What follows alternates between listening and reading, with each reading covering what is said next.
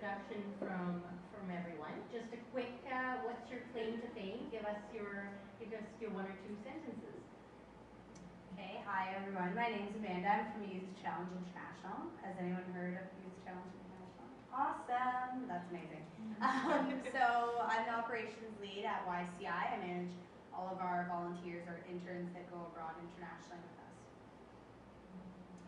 My name is Dorothy Ingleton. I run a production company agency called Key Media Solutions, and we have a social enterprise called GetInvolved.ca, and we've profiled TakingITGlobal, and we've done stories on over 100 innovative and entrepreneurial organizations. And my first job was through a program called Ontario Career Assist Program in 1982. Got my first job, which then got me my second job. My name is Jennifer Corriero. I'm co-founder and executive director of TakingITGlobal. And my first paid job was right after I finished a volunteer placement, and I earned volunteer hours. I was in high school, and it was with the McMichael Art Gallery. Hi everybody, my name is Lauren Calder, and I'm from Soft Choice. We're located in Liberty Village. My role there is to build a campus strategy and look after our co-op program. Like the gentleman that was just before us said, we actually hire a lot of co-op students to register co-op programs ourselves as well. And I actually started off as a co-op myself, so it got me my first full-time job, just having that previous work experience. So very valuable. Hi everyone, I'm Marella Tricini, and I work in cultural community development with the City of Vaughan Municipal Corporation. And actually, listening to your stories now is reminding me that, yeah, my first job was from a co-op job, and working with community and social services. I work heavily with youth in our city and with volunteer and co-op and internship placements, as well as working on initiatives for youth citywide. Well, all this talk about co-ops, I feel I should have to share the co-op story of mine. So my name's Danielle Charney. Thank you, Jennifer, for asking me to moderate. I am an HR exec who mostly works and likes to work with tech companies and innovative social enterprises. And my first co-op job from in political science was to be an IT support person, because of course that's natural for any political science major.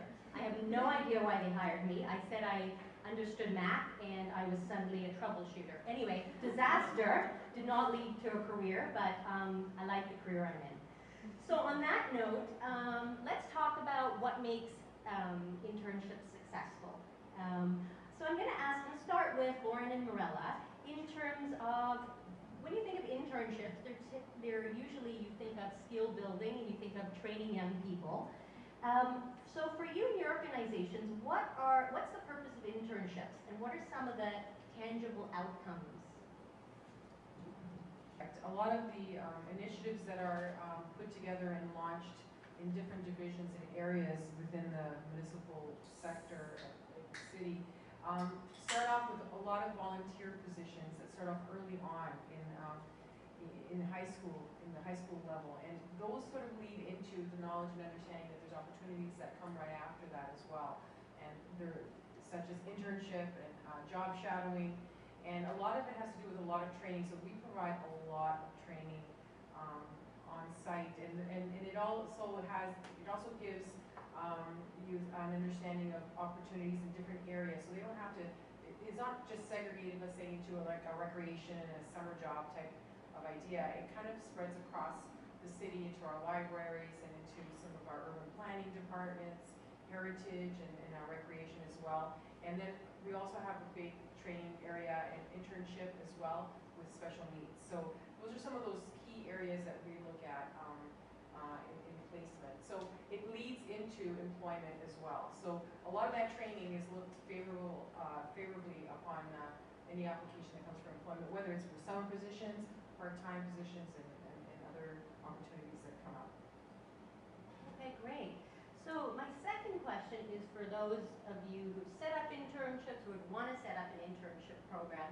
What are some of the things that you've done that have worked? You know, and often when I set up internship programs, it's, you know, check-ins or mentorship. What are the components, or what are your best practices? And this is really to the front of the panel here. When we started our internship programs at Taking It Global, really started with co-op students, people wanting to get co-op credit, and so that's the genesis of it. And then it started to move into the college or university level. And so a lot of what we have provided, initially it was one-offs, and we thought, like, if we could bring a group together to go through a shared experience, one of the ways that we can structure that is through shared learning. So we're offering training through professional mentors, either on staff or from our board members or advisors, people who might deliver workshops. But we've actually added components of peer mentorship where we've created learning circles. So we'll look at, if you have a job related to research or marketing, then you might have a question, or HR, or whatever the area of the organization is, and then you're looking at trends and then sharing those trends and insights and resources and providing recommendations to the organization. So really looking for opportunities for people to have voice within the organization, and then to leave with the skills of providing recommendations to management or to leaders so that you're paid full-time employment from a short-term internship can be a really rewarding experience and to grow that level of confidence. One of the things that we've done that has been successful, first of all, I should say my company is very small. We're 15 people. We don't have a formal internship program. But what we do is we field a lot of calls and a lot of requests for people to come and work with us. And so what I did was I took all those letters and I forwarded them to one of our former volunteers, who now actually is one of our producers in our shop after 7 years of being there. And I said to her, you find the perfect intern. I want you to find the perfect intern. So she went through the process of doing all the interviewing to choose Allison, actually, who was our latest intern, who was hired by Katie, who used to be a volunteer at our organization. And very much to say, we use internships to hire. We want people to come in and to be retained, and we're looking very specifically at a certain skill set. Like, we're short an editor. We want someone who wants to be a producer. We want someone who wants to be a production manager. We want someone who wants to be an interactive producer. We want someone who wants to be a writer. And so we target very clearly, because the time and energy that it takes, I think, to do the kind of work that you want to do, you want to give someone a meaningful, fulfilling experience no matter how long they're there. You want them to walk away with something. And so that's our goal, is to hopefully have them stay with us. So currently out of a staff of 14, with 4 senior people over the age of 45, I have 7 people under the age of 26, all former interns or co-op students. So it allows us to do more because we do a ton of work in the not-for-profit community. Great, and we're going to come to Amanda, but I just wanted to say one of the things, I know when I first talked to Lauren, one of the things I heard, and it's like a theme, is this idea of meaningful work experience, and having run a grad program in my former role, and also seeing co-op programs, internship programs, I think if you can engage the intern as if they were a full-time employee, that seems to be a key way to then get them interested in either staying with you or staying in the industry. That's been my experience. Amanda? So, as I mentioned before, we have both international internships and internships in our office here in Toronto.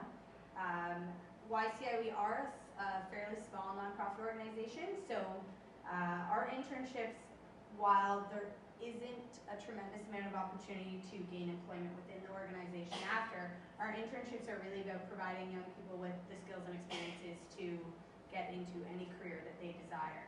A few key parts of our internships, first of all, our interns provide an incredible amount of support to implement our programs. They are critical for our program implementation.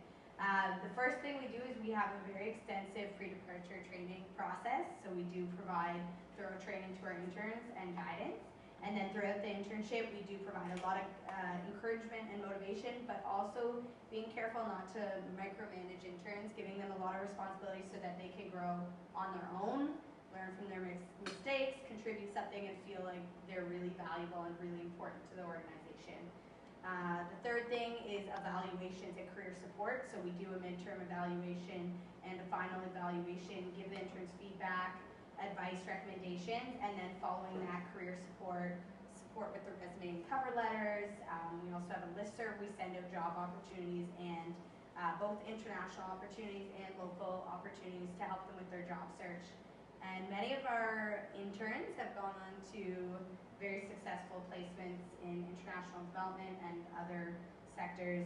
We've had interns at World Vision, the UN, MasterCard Foundation, Plan International, a number of different really successful organizations and companies. That's great, thank you for giving us a lot of the nuts and bolts of that. What piece of advice would you give interns? One piece of advice. What I like to tell my students that I've hired in the past is get on LinkedIn. I think LinkedIn is such a valuable tool. It's going to stand you out from the rest. You know, do some research, find out who's hiring for specific jobs that you're interested in, reach out to them, send them a note, and just get in front of them the best way you know how. And then, of course, attending events like tonight, getting in front of potential employers, finding out more about what they do, and introducing yourself and really highlight your skill set to them. I think those are very important tools to use, and networking is ideally how you will land a job. I would say ask a lot of questions, and your internship is about your training and your learning experience, so let your manager know what you want to learn, and they'll be committed to helping you learn that, or at least giving you an opportunity to try again. I'd say the big question is ask yourself what kind of culture you want to work in, and then find a place that matches your values, because if you can do that, you're going to be more fulfilled, they'll be happier, and you'll end up in the right place. So look at the values of the organization that you choose, and think of it as being selective. Don't take the first thing that's offered to you. Find the placement that's right for you. So my biggest advice is to take initiative. So really go above and beyond your responsibilities, your role, and just to really, the best interns I've had keep in touch with me well after the internship. They're dedicated, they're loyal to the organization, and that way, if a job does come up within YCI or within the company that you're interning at, they're gonna look to you first because you've excelled in the organization, they like what you do, and you really pushed yourself to go above and beyond what your duties were. I agree with everything there, but one of the things that I wanted to say was I'm a big advocate for an intern to look exactly, I can't remember your name is. Amanda. To look for what you really are passionate about and research those companies and those organizations that you really want to be part of. And the other thing is, just because you're going for an internship I find sometimes that they're devaluing what you're bringing to the organization. I mean, apart from what you're going to be taking away from it, you're also offering yourself up to want to learn and to do really good work with them alongside their team. So I think it's also what you bring to the table. So don't undermine that. I think that's you're bringing as much value as maybe more than what they're expecting. So to change that optics is a really good way to go about it as well. So we're now going to go into our first roundtable discussion. On your table, you will notice you have roundtable discussion starter questions.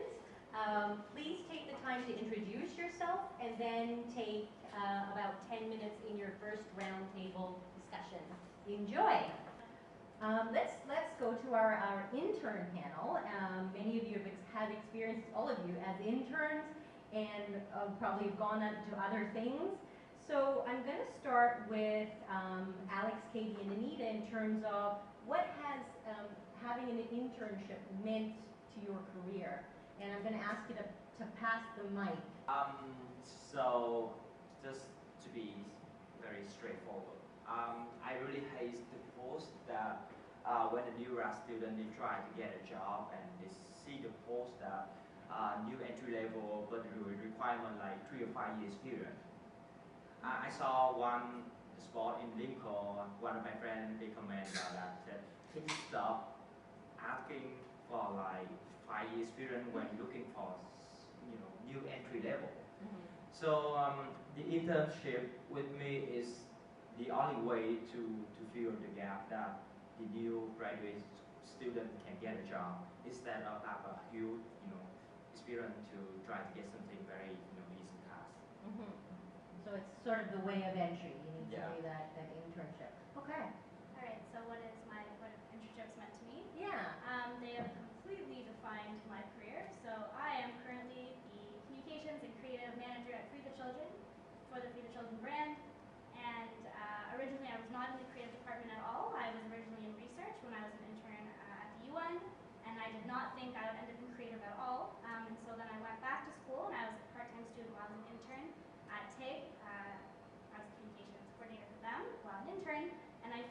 school while I did my internship, and it's meant everything is what you were saying before, actually, what Alex was saying before about the transition.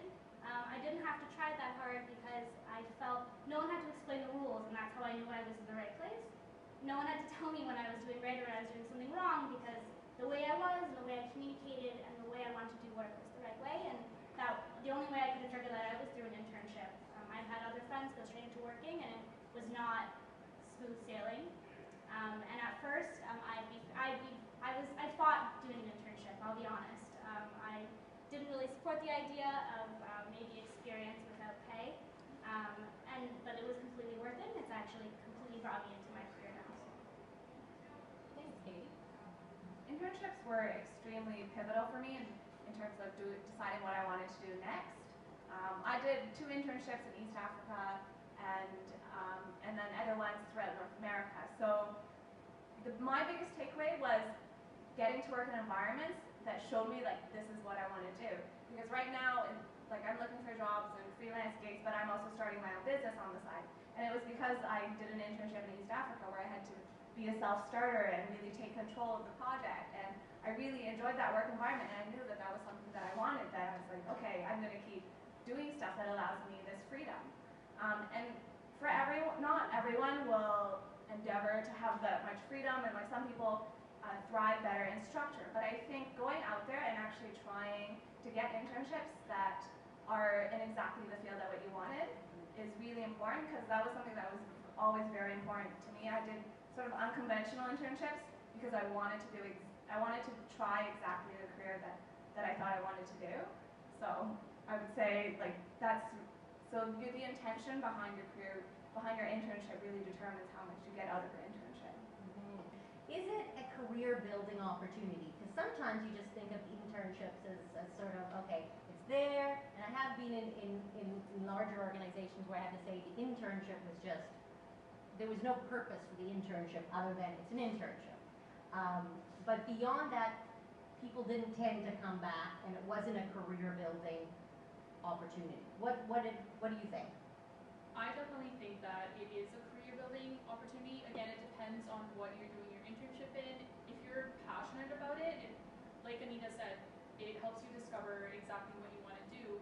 And for me, it gave me a lot of focus, because before I've done a couple internships during the summers, and then I went to Tanzania with YCI, and it gave me a lot of focus. I know now what I want to do after I finish my master's, and what I want to do during my master's. It gave me focus in finding an appropriate master's program.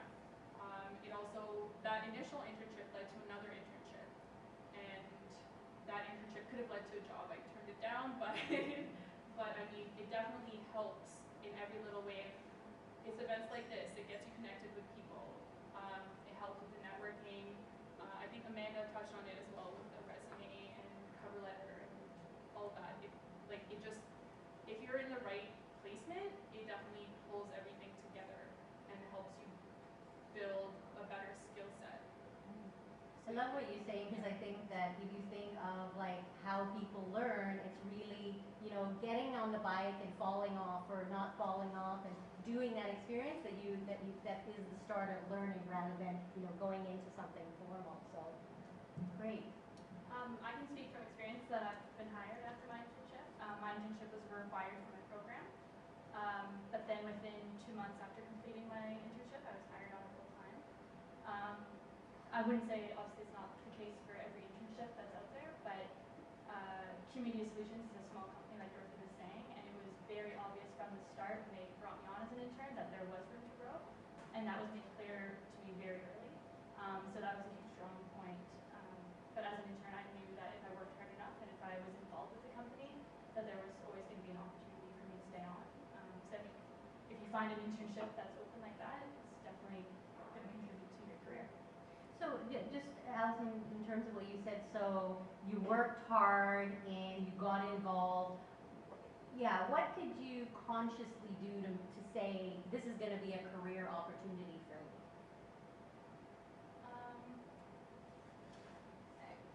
It's a small company, so I'm literally sitting across from the other boss, or he's in the same room as me the entire time. So opportunities are always there. it's a company that if you want to do a job, you can get your hands on it and you can work alongside someone.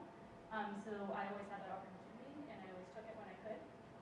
So I think just working alongside both senior partners and having that exposure in such a small company, the boss was able to see me do what I do. They were able to see my strengths and my weaknesses. So I think having such close interaction really did that. Thanks. For me, my internship was actually a very big career definer because I actually just come out of a very theoretical graduate program. And I was a little bit lost in terms of how do I apply this in the real world. So I started as an intern at TakingITGlobal actually, and it gave me a framework and a scope for which I could apply what I learned in my master's.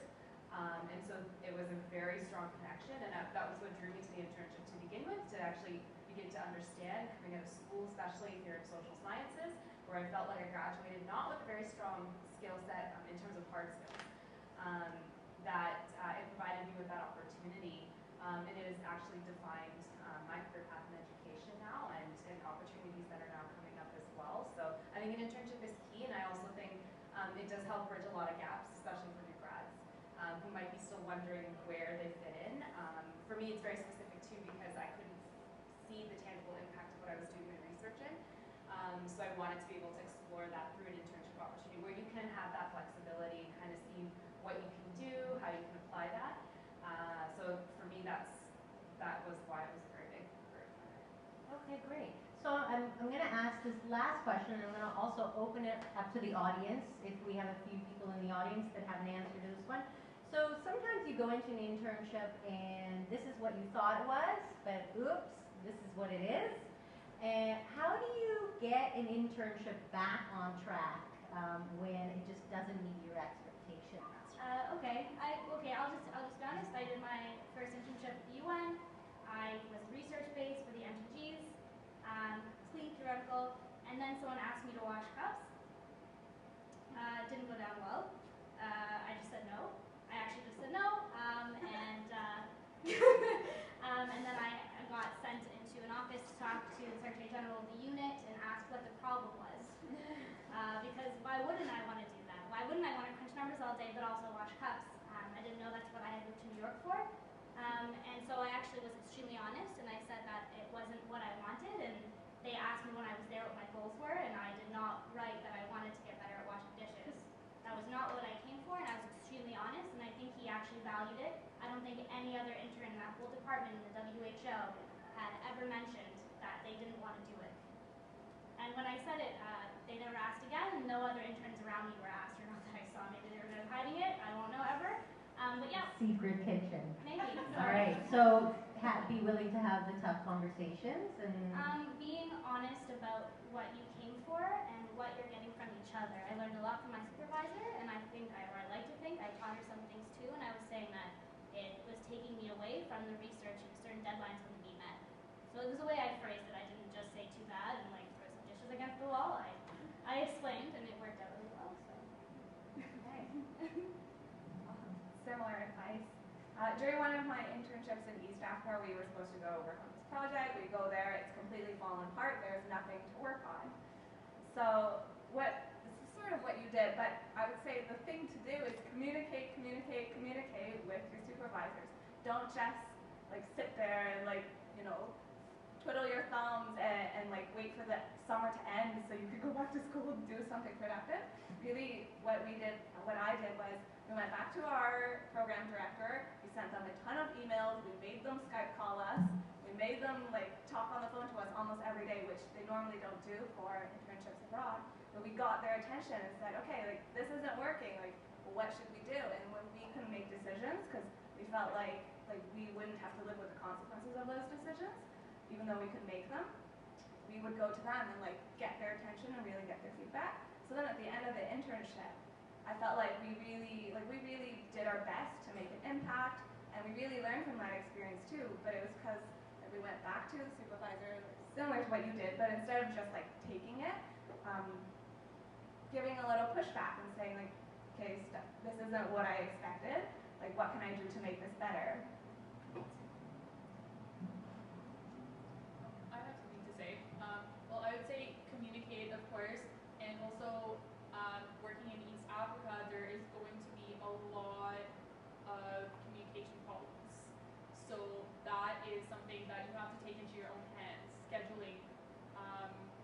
making sure that whatever you're told to do whatever you've been asked to done gets done. And a lot of the times, the organizations you're working with, the partner organizations, don't know what's happening on your end, and you don't know what happens on their end. So definitely, especially if it's a smaller organization, a smaller team, take things into your own hands and work with the supervisor, like Anita said. Push back a little bit, hear feedback from them, and work with them. And if they're not responding, if you know what needs to be done, then get things done, basically. Actually, my response is in context of working in East Africa as well as Tanzania. I was there for a year, and we had a similar situation, but it was with our Canadian host organization where things just weren't working between the two partners, and so it was impacting my internship.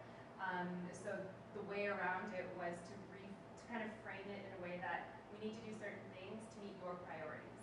So you always reframe it in the priorities of the organization you're working for to strategize again what needs to be done, and that can then hopefully bring up your internship if it's not going so well.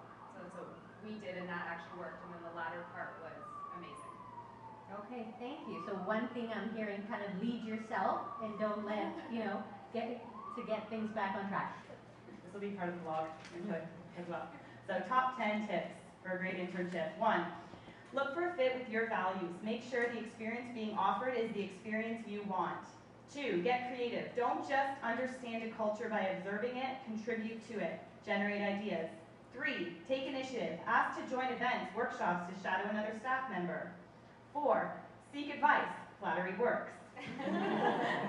5, ask questions both on an interview or in a meeting, especially with your supervisor. 6, offer a solution. Don't just explain the problem, provide a concrete recommendation on a way forward. 7, create your own job. Think about the work that you want to do, propose it directly to your supervisor. 8, meet people, build your interpersonal skills,